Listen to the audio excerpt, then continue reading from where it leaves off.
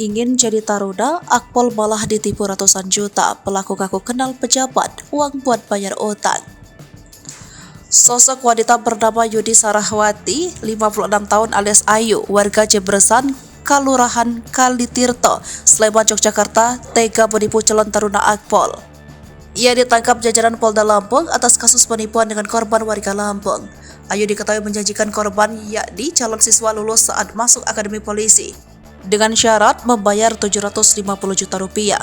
Korban pun sudah setor 250 juta ke pelaku, namun sampai batas waktu yang dijanjikan, korban tak kunjung diterima di Akpol.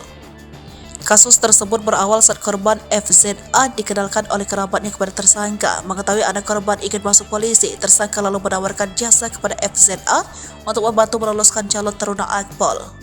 Kasubdit 1 Direskrimum Polda Lampung AKBP Wahyudi Sabrana mengatakan pada tahun 2021, korban dikenalkan oleh seorang kepada tersangka yang mengaku bisa meloloskan anak korban masuk taruna Akpol. Saat itu, pelaku mengaku punya kenalan petinggi di Mabes Polri. Hal tersebut membuat korban FZA percaya dan menitipkan anaknya ke Ayu. Tersangka Ayu kemudian membuat janji dengan korban untuk bertemu di suatu lokasi di Jakarta. Setelah bertemu dengan korbannya, tersangka Yudi lalu meminta agar korban menyerahkan uang senilai 700 juta untuk meloloskan anaknya menjadi polisi.